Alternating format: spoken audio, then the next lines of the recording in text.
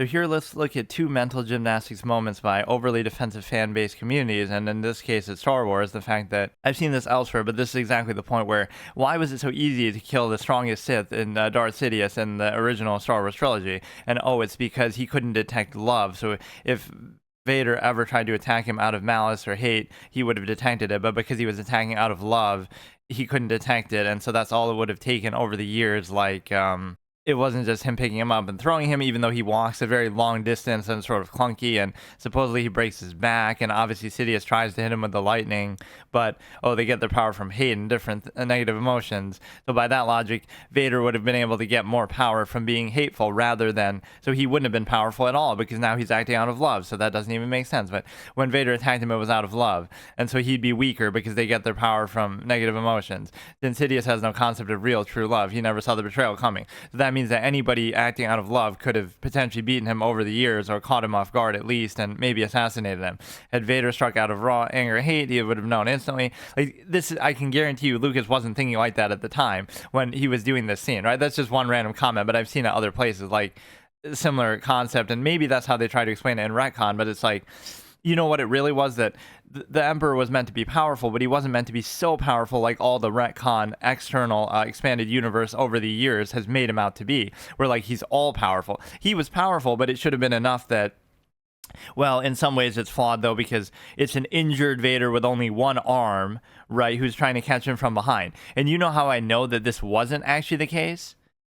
Even by Lucas's own actions, what was done in the re-release that people hate so much, the fact that Vader said, even in this very scene that they're watching here, but Vader says no loudly. So in other words, oh, so the Emperor wouldn't have known because he's doing it out of love. Even if you want to try to hide behind that, then why would the re-release, right, by the filmmakers themselves, why would it have Vader saying no loudly that the Emperor could have easily heard?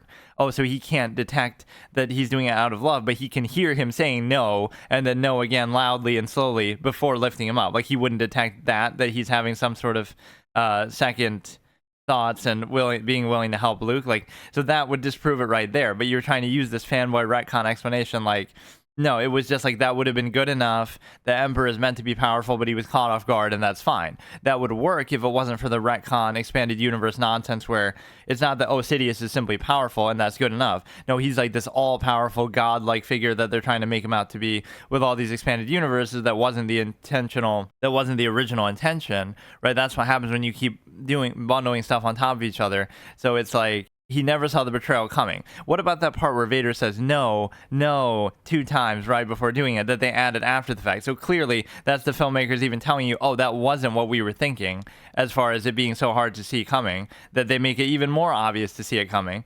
And again, this is an injured Vader with only one arm, who's kind of near death, etc., who's able to pick him up and walk a very long distance. It's one thing if the shaft was right next to him and then throw him down. Right, like that's very, very... It would make more sense if you portrayed it like Luke kind of fighting back a bit, still has the saber deflecting the lightning, and they're having a bit of a struggle, even though he's being overpowered, right, and gonna lose. You could kind of have a bit of a struggle back and forth. Luke's just completely on the ground, powerless, right? So Luke should be struggling with him a bit to the best of his ability. Again, the implication is he's still gonna lose, but then Vader comes in and helps him while the Emperor is at least exerting his force. Here, he's just sort of torturing Luke, and it's very one-sided. So it makes very little sense that a injured Vader with only one arm, who also announces his presence in retrospect, right, in the other version where he says no, right, that kind of shows you, that's why he couldn't detect it. You're trying to explain it so blissfully, so passionately, that, oh yeah, that's why, but yet he says no. I wish somebody would say that back.